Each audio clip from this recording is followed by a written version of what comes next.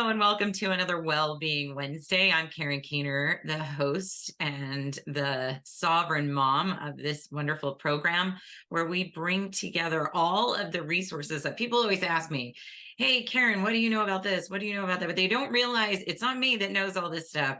It's these wonderful mentors and people that I have that surround me, that I surround myself with. And I highly recommend that you surround yourself with wonderful, healthy, amazing people that exude well-being. Anyway, one of them today is my friend Mariam. I met her through Melanie Moore's group that she's been on the show a few times and doing EFT, and Mariam gave me an EFT session, and she's also an amazing tapping coach and coach in general. So I just wanted to talk to her a little bit about what she does. And I know she does more than just EFT coaching. So welcome, Mariam, and tell us about yourself. Sure. Thank you, Karen. I'm super excited to be here. Yeah, thank you so much for having me. I do a lot, but I feel like it's always that process that it never ends. You're always learning so many things. And like you mentioned, being surrounded by people where you pretty much get to exchange ideas and learn from them. So I learned a lot from you, and I'm super excited to be here. And pretty much what I do, definitely EFT. I'm also a yoga instructor and Pilates instructor. I do one-on-one assisted stretching with people. So I focus mainly on like recovery and alleviating or basically reducing physical body pain. That's definitely on the physical, physiological aspect. And when it comes to nutrition, I'm super passionate about that. I'm also a health and nutrition coach. So that's how always has been my passion. And I feel like those elements kind of come together. Yeah. Yeah, they are definitely all related. Last week, we were talking on this show about art therapy and somatic healing. And so I feel like this is more of the same because it seems like everything that you do is related to like what is in the body, and part of what's related to tapping and yoga is that you're stretching and you're using your body and you're moving your body. And I remember you showed me a technique of like, I'm trying to remember now if I'm doing it the correct way, but it was Oh yeah, like moving the energy. moving the energy out, Yeah. and it really helped. So, and I do it, and I don't even know if I'm doing it right, but that's like what I No, do. I think you I'm got hoping it. I'm still doing it right after our session, but I Yeah. do it a lot now just to relieve some of the tension in my shoulders, to stand up straighter, to have more poise and confidence. And it's very helpful for me because I really do feel like it's not just, well, while it may start and originate in the shoulders, it has to go somewhere, and getting it out and stuff with what you showed me in that technique was super helpful. Yeah, that's definitely true. I 100% agree. We're pretty much all energy. So where energy goes, focus flows. Yes, and vice versa, right? Mhm. Yep, definitely. Yes. So, let's see what got you into tapping. What was your inspiration? What was the thing that made you say this really, like, what worked for you or sent you in that direction? Your So story. yeah, tapping was introduced to me during my yoga teacher training, and it was introduced briefly, but more like we have to go through like workshops and kind of learn about different healing modalities and somatic healing. And one of the things that pretty much was introduced before tapping is TRE, which is like a body trauma releasing technique. And then the tapping came in. Then my instructor told us that the training, there's a school in Boston, Massachusetts, if you want to like get certified. I'm like, oh my gosh, should I go like all the way to Boston to get that certification? So I kind of like put it on the back burner for a while. And I just kept looking on YouTube. I pretty much see YouTube as a nice platform to search so many things and learn so many things from YouTube. So that's like the universal university. So I pretty much looked up couple tapping videos, and one of the main people that kind of like stood up to me was my instructor who I got certified through. His name is Michael Hetherington, and then Melanie. And I just kept tapping on their videos. I followed along and I kept tapping. And yes, just like everybody else, I had basically a reason to get started. And it was basically physical discomfort, specifically on my right shoulder. No matter what I do, that right shoulder and scapula does not get any release. So that kind of like led me to like, oh, I need to tap on this. I need to figure out trigger massages, stretching, and all those things, but there was always something missing. So I tried tapping and I got instant relief. And then I was like, wow, this is so powerful.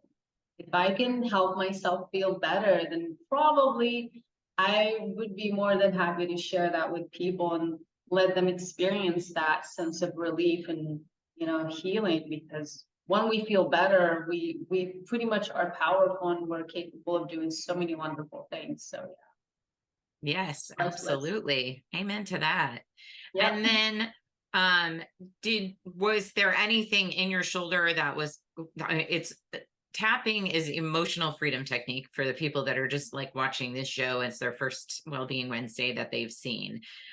So was there an emotional or psychological connection to what was going on with your shoulder? And is it too personal to share?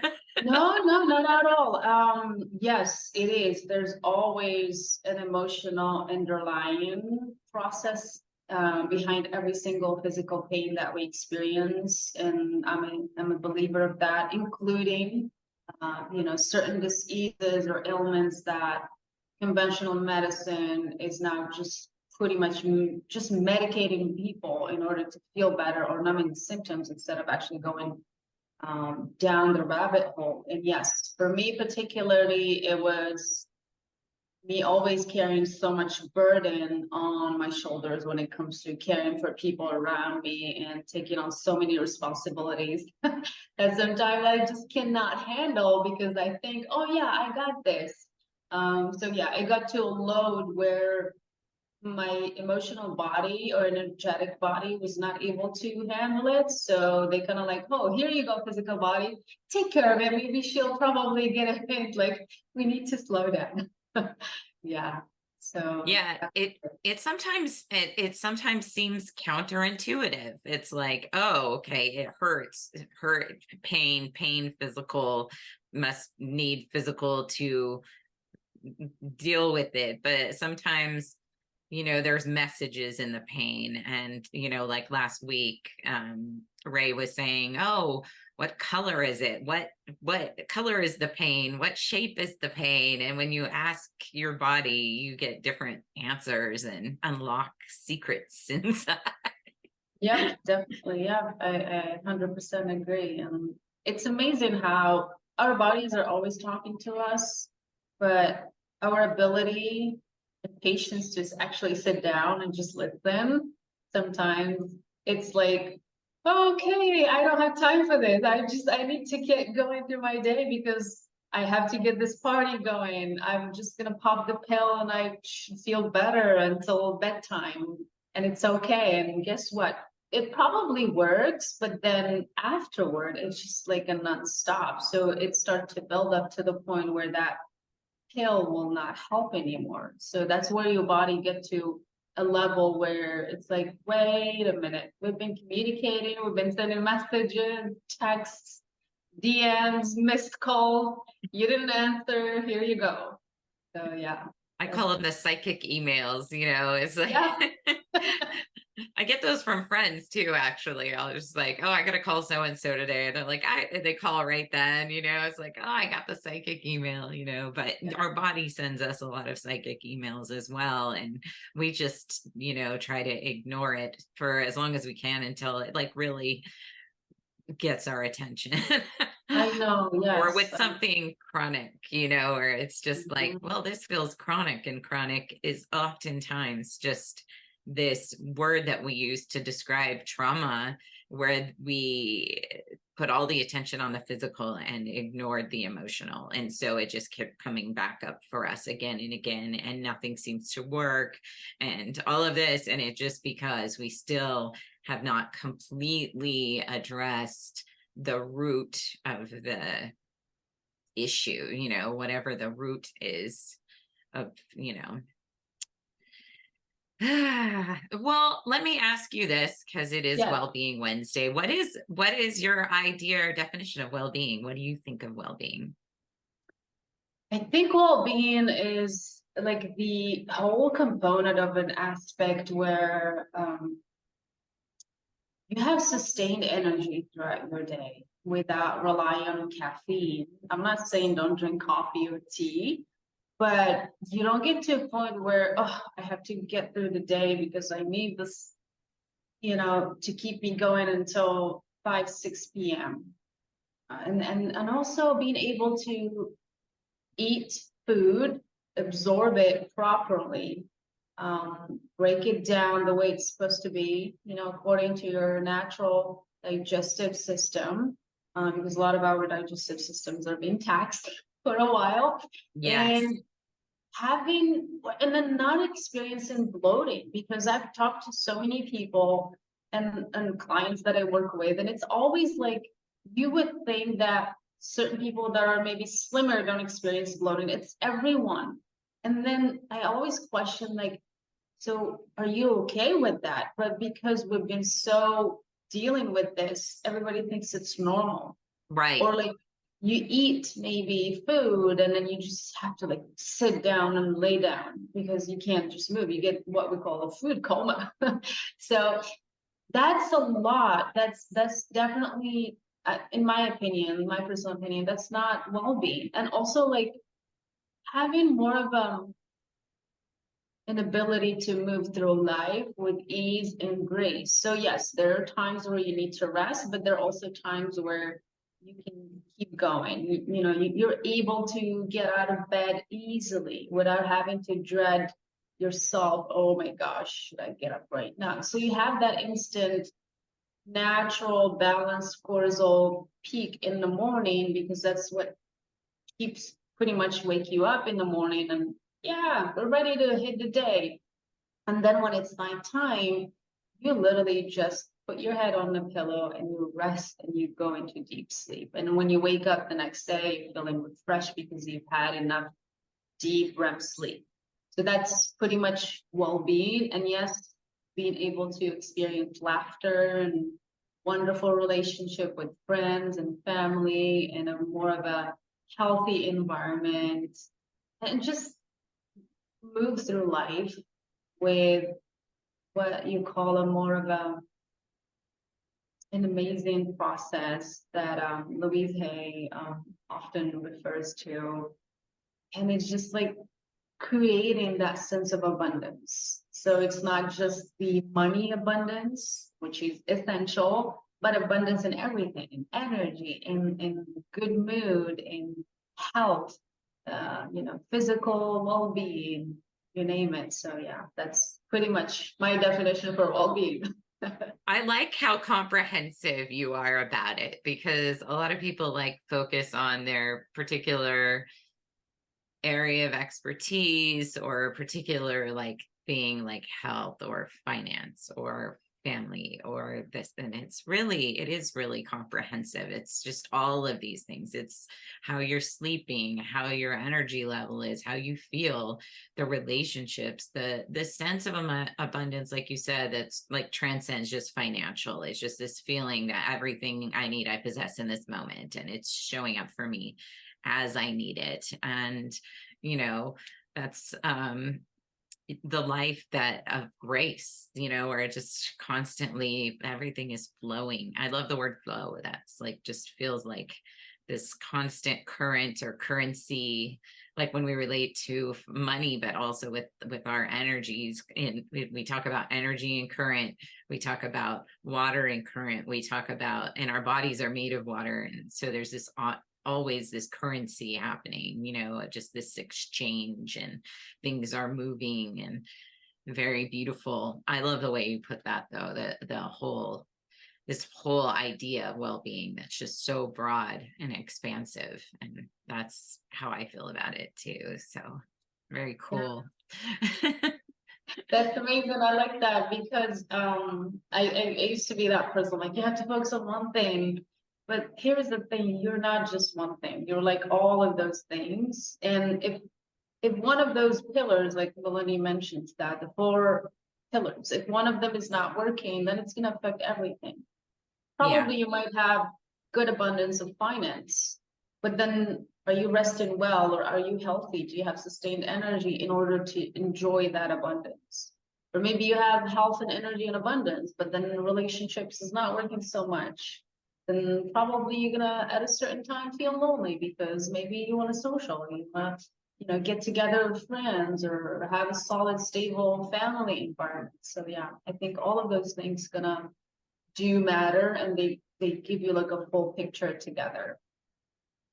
indeed. And you hit also at the beginning on the diet part of it, like the feeling bloated all the time, and then people just accepting that as normal. And I think a lot of that is just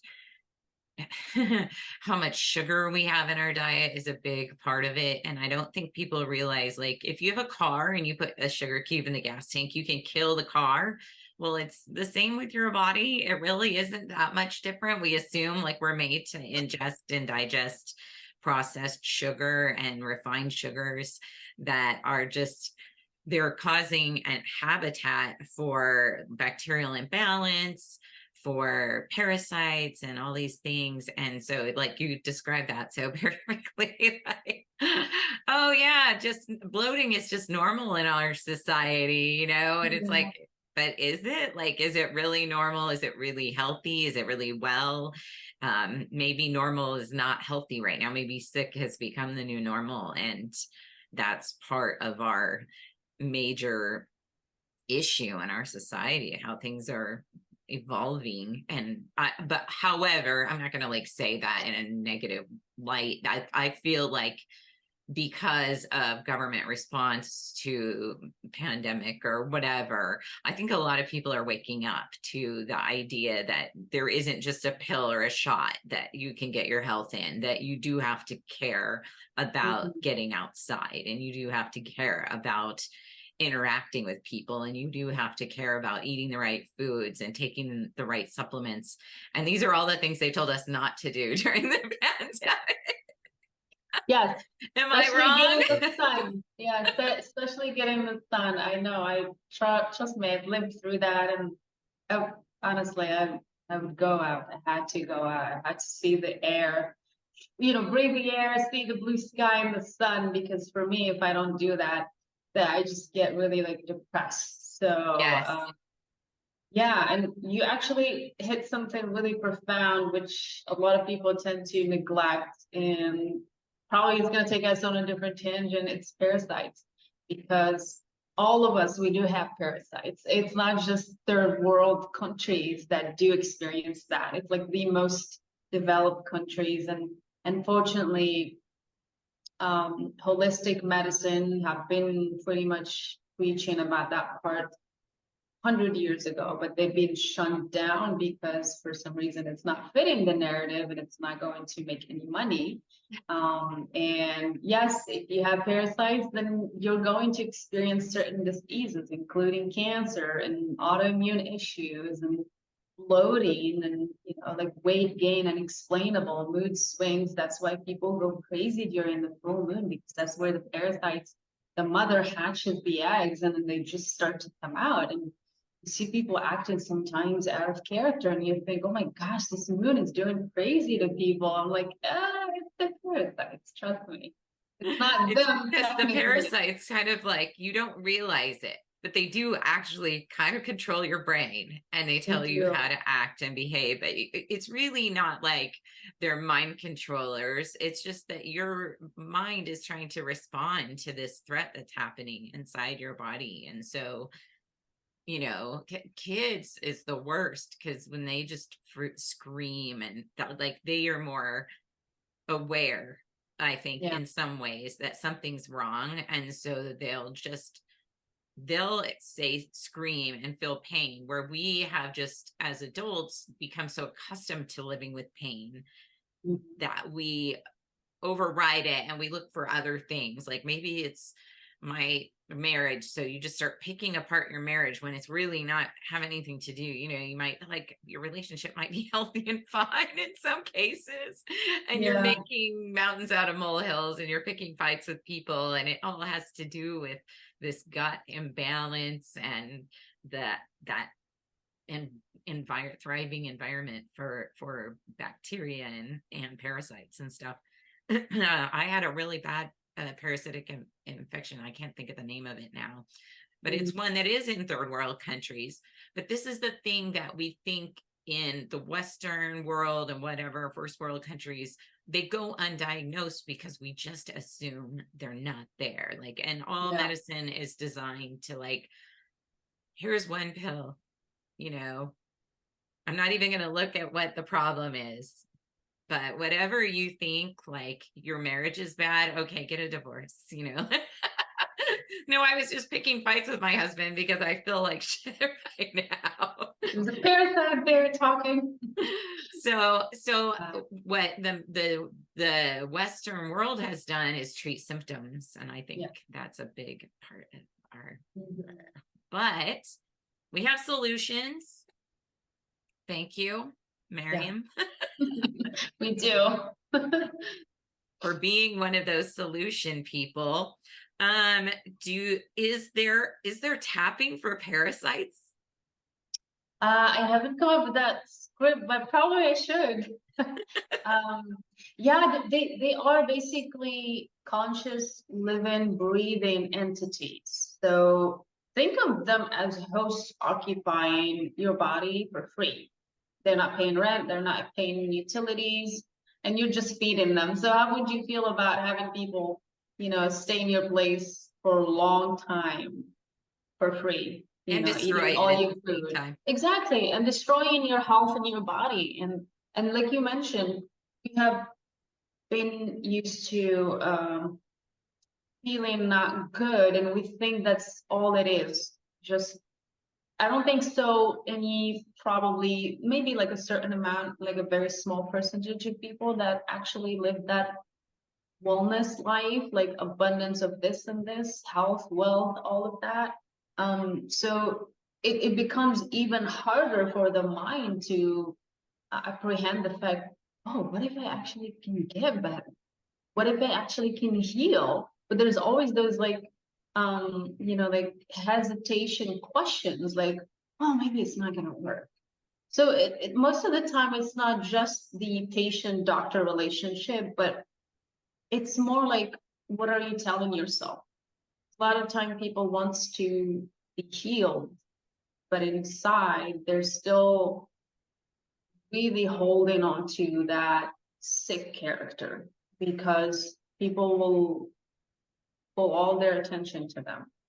Unconsciously, we do that because when you were sick, people cared more about you. They treat you nicely. Like nobody would blame you or tell you, oh, you did this or you did that. Oh, here you go. For you. Nourish yourself, comfort yourself. So it's sometimes people kind of grip onto that illness because it becomes like so familiar to the point where they're just not ready to let it go. Although they might say, oh, I want to heal. Yes. And what pretty you're much, almost describing is like the relationship between host and parasite is like, it is a relationship, and it's almost like codependency a little bit. It's like, it's kind of cyclical, and they make you feel bad, so then you don't want to heal. Yeah. Like, in a way. And I think that, if I wonder if there is a connection between people that tend to be codependent and people that happen to host a lot of parasites physically as well. Oh, that is interesting. There is an emotional component then to parasitism or whatever, parasitic infection. So, or infestation, whatever you want to call it. So it would be more like, so you would be tapping more for codependency, releasing the need to feel validated for sustaining sad feelings or something. Yeah, or it could be even actually you draw my attention to it. Now I have to look deeper, probably find a way. It could be just letting go of feeling sick or letting go of certain ailments and instead embracing health. Yeah, We I'm keep trying to. saying, oh, we want to be healthy, but is it really what you want, or there's something else there? Do you follow like James Wedmore at all? I think I've listened to one couple of his podcasts, but not all of them. Okay, so he said something like he asks the question like, what are you gaining from this behavior? And so it might be like a certain amount of attention for being sick all Yeah. the time, or a certain amount of, it could be something, in Mhm. that. It could be, something in that for some people, that they're getting some kind of validation for feeling sick or Yeah. feeling unwell or feeling bloated or feeling, yeah. And a lot of the time, like you mentioned, it's not the host, it's the guest that's controlling the host. Yes. So a lot of them actually listen to a lot of podcasts and done a lot of research in terms of like the danger of parasites. Like certain ones do create a majority of mental issues and Alzheimer's and other crazy, even Parkinson's disease is actually linked to parasites. I'm not sure if that's something we can say here. No, go um, for it. I mean, okay, but yeah, so it is, they found that out. Of course, it's hidden from public knowledge because guess what? We need to fill those mental clinics and all of those things that humans are going through pretty much now or even previously, they're all linked to parasites. But the process, because a lot of the times people think, oh, I'm just gonna take like a antibiotics and boom, like it's just gonna, kill the whole clan. I was like, no, that does not work like that. There are certain ones, if you try to remove them, probably gonna die because some of them are like 36-inch length. So that's a lot. yeah. Yeah, so you can't just take them out like that. You have to, just like you deworm your pets, you make sure they don't have any parasites. You want to do the same thing to yourself. So a lot And of cultures, they you do don't want that. to kill all the good bacteria while you're killing the parasites. You don't want to kill all the health. It's a microbiome. It's like a Yeah. whole thing. So it's more like, and maybe you can speak more to this, it's creating the environment where it's uninhabitable for the overgrowth of the negative, Mhm. or just even the positive ones. If they overgrow too much, it becomes a negative. So you want to Yeah. create an environment. And when I was going through a mold detox, it was funny because I had this guy that helped me out with mold, and he was just amazing. He did all mold testing. He used to work for Department of Defense, working with Mhm. mold and toxicity with mold and stuff. So fascinating background. But he said that while you're going through the cleanse of the mold, it's going to affect your thoughts and your relationships with your kids, your relationship with your husband, their relationship with you. You're going through it as a family. So every day he recommended praying or doing something like that. This is a Department of Defense mold Yeah. expert scientist, like top world expert. I mean, he isn't now, but he was retired from that when I met him. And he was like, you have to pray for some kind of like higher intervention, or kind of like mantrams, using Mhm. these different tools to keep your mind focused on the outcome that you desire, because you don't want your day starting off with the mold thoughts taking over Yeah. your running your programs and stuff. So it's kind of fascinating.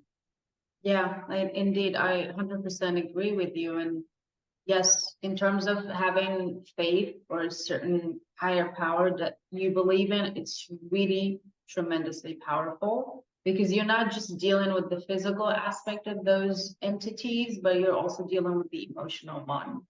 And sometimes those entities can take over your physical body and your emotional body, then you become them. So a lot of the times people, I guess, when if probably would have get rid of them, then a lot of crimes would have been prevented, for sure. Because a lot of the times people do heinous things because there's a driving mechanism that goes through that. And it just gets built up to a point where they lose their cognitive dissonance. So that's when things become normal for Yes. them. Yeah. Yes. And that's what's going on right now in the world. Like a lot of people think, yeah, it's the right thing to lock people down because you're caring for their safety. They're never gonna admit like, oh yeah, we did a horrific crime to the world. Yeah. It seems that's the right thing, and you can probably see it right now on the street right now. But I think Okay. it's an opportunity for a lot of people coming out of it to Yeah. like reflect and go, like, wait, that did not feel right to me. There's more people, I think we were talking about at the beginning about like the psychic emails and the messages that we get from our bodies, that you couldn't ignore how wrong some of what happened felt, like how it Yeah. felt to be in a grocery store in a sea of people with masks on, and Mm. those kinds of things, like how it felt like almost like you're in a store and all there is moving mannequins or something. It had a similar feeling to like nightmares I had as a child, and it's like, this is a nightmare, like that Yeah. we just lived through. It doesn't feel healthy, it doesn't feel right. I can't see people's smiles, and that's like a major way that was like, I made a t-shirt and I had signs that I was holding, like, make smiles contagious, because it Yeah. felt like we need that. Like, that is how, like, a smile is contagious, and it has an infection of good that like spreads everywhere immediately. Like, it's very hard to look at someone, even if you feel like maybe I don't like this person, and make eye contact with them Yeah. and give the gift of just a smile. It like is so powerful, and we just took that away from the whole world for like Yeah, I years. definitely agree on that. Yeah. And that's the thing, like those entities have pretty much overcompensated people's consciousness to the point where to them that's actually safe. To wear a mask is safe, to restrict your breath is safe, to take a cocktail that you don't know exactly what's going to do to your body is safe because you've been told so. And you've been always instructed, you have to do this in order to get, you want this particular inch of freedom, you need to do this. So yeah, it just that's pretty much where things are. And it's just not, like, because I thought about it, like, oh wow, I'm just gonna keep working on this parasite until I remove them. But then it turned out that it's not just removing parasites from my body, or maybe like some of us will do. It's like a whole way intricate than that. It's like a big spider web of matrix that you pretty much are part of. So yeah, you're like the Neo Sounds entangling like you've been yourself there. in it. Yeah, I definitely. Yeah. Yeah. So what do you recommend for like mindset for, I mean, for like what if you're in that situation, how would you tap for that? How would you treat that for yourself? In terms of parasites, Yeah, in terms of like that kind of mind control, the acceptance of. I think it really narrows down to the individual. Like, are they even seeing what's going on? A lot of the times, not Like, for everyone's gonna. yourself, what would you do? Like, in your, like, let's say you're like, I'm not sure I'm totally in control of my faculties right now, and Mhm. I want to shift my consciousness to more control, or whatever. What would you do in that situation? There's definitely things that can work for certain people, but it might not work for everyone. So for me personally, I think tapping came later past the pandemic era, like maybe probably like just 2021 or late, yeah, late 2021 or 2022. But before, if I probably would have, found out about EFT and how it's so powerful, I would have started tapping back then because I thought I was the only sober person in the party and everybody is drunk. So there was like a lot of conflicting thoughts. And then I think something that definitely got me through it is practicing my yoga and breathing, journaling, and there's a lot of mantras that I used to listen to, including it's this Tibetan one, Ram Yoho Nengenko. I hope I'm pronouncing it correctly. So I just listened to it and let it wash over me. And yes, walking helped me a lot, like being outside, just being able to breathe and know that it's like this nightmare, and eventually I'm going to be able to get up and then step out of the bedroom. And then I'm not saying I always had an inclination that it's probably not going to get better because we're just like unraveling through things where we used to think that the past was normal, but it was not. We're just accustomed to it. So anything now that's coming definitely has been like an eye awakening, but also keeping that perspective. I have the power to change my own reality within me. I don't need to rely on external circumstances. When you do that, and that's like more of like a quantum reality reflection, or like, so you are basically, as a human being, you are a hologram. Whatever you do reflects on the outside and vice versa.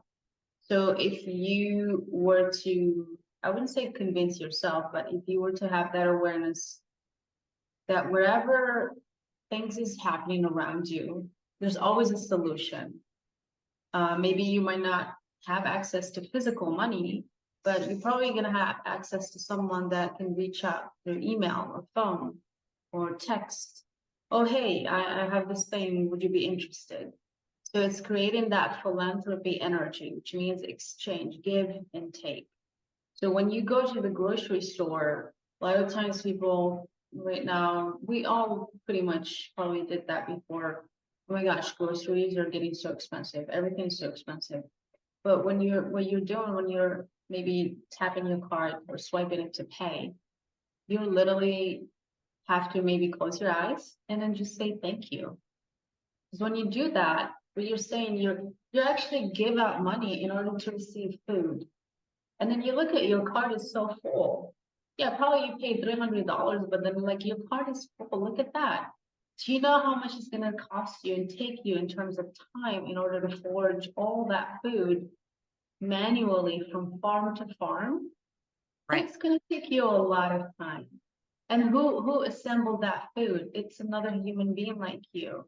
Who drove that truck? It's another human being. So it's not like, oh, I'm just paying bills. You're actually exchanging. Yes, we are in this type of world, well, where you're pretty much enslaved to the system, unless you're trying to get out of the matrix, which by all means, if you can, go for it, but then you have to isolate yourself and live out of the city. But it's no longer that lifestyle. I think just maybe for me. So in order not to escape from that perspective or lifestyle, how about we try to work around it or with it? Instead of, oh my gosh, I'm paying my phone bill. Thank you so much. I get to use that phone service. I can record videos. I can talk. I can send text messages. So yeah, it's just creating that exchange of energy. And I think having that trust that it's going to be okay in your life, like regardless of how much things can get chaotic, it's going to be fun because you've done it before. You've been through so many things, and you've been probably through like different lifetimes. I'm going to go on a different tangent here. And at the end of the day, you are fine. So yeah, that's and I'm not saying it's easy to put together. It takes a lot of practice and patience. But if you were to start with just one thing, it's just going inside and knowing that it's going to be okay, I, regardless. I feel like you just gave everyone in this call a meditation, and that like we can just come back to that and replay that little piece over and over every day, like just once a day. Put Mariam on in your house. Yeah. Come to this point in the video, put it on, play it for yourself, and remind yourself that yeah, while things, there may be inflation, maybe you're like getting less value for your dollar, you know, like your mind can do all these things and it wants to like kick and scream and fight that things are cost what they cost or whatever. Or you can just say, I'm so grateful to have the resources to pay for this, and like you said, like grateful for everything that I can use this for. And it starts making your mind just kind of like we have synapses and we have synaptic patterns, and it opens up new ideas and ways of thinking. To hear what you just said was getting me thinking, oh yeah, look at all the things I can use my phone for to better myself, to make more money, to generate more money, to pay more Mhm. bills. And so to like focus on this, you know, thing and let it like steal my joy, steal my, to have that other perspective on it. And it's like, okay, well, that's pragmatic, but this is also pragmatic, you know, like, Yeah. but which pragmatic do you want to exude, like, and help your mind? You can feel your mind expanding just listening. I could feel my mind expanding just listening to you say those words. It was like, there's all these possibilities, and that's expansive, and it's definitely like the evolution of the future. I think that's where we're going as a planet if we want to get ahead, and we have to surround ourselves by things like what you just said. You know, we have to hear those messages, and maybe like you also said, it's not going to be maybe a one-time thing. It's you're just going to have to repeat it. You're going to have to play Mariam every day. That's all I'm going to say. Yeah, Everybody please. who's watching this, play Mariam every day, and then you'll be Yeah, just listen to that segment. uh, um yeah. I think like I have gotten so much from this, and I very much appreciate it. And I don't know if this is feels like a natural place to ask where people can reach out to you if they want to work with you in tapping and in nutrition and in yoga and stuff like that. I'm sure they can meet with you online, and you do a lot of work online, correct? Yes, I definitely do. And thank you for mentioning that. Yeah, they can reach out to me at basically my Instagram. So it's going to be spiritual_8warrior. That's my Instagram handler. And then that will basically open up the link on the bio to my Linktree, and it has a link to my website, which is Mariam Kachine, /offeringtree.com. Awesome. Yeah. And I'll have all those links from Mariam in the show notes here on YouTube, Substack, Odyssey, wherever you're watching this. And I just want to say thank you again to Mariam for like giving me this gift today of being here and sharing this experience of hearing you speak about things that just turned into like a beautiful meditation for healing the mind. So thank you. Thank you, Karen. I'm so happy to be here. It was wonderful connecting with you, for sure. All right, everyone. Thank you for watching another wonderful Wellbeing Wednesday, and I look forward to seeing you next week. Have a wonderful week. Bye.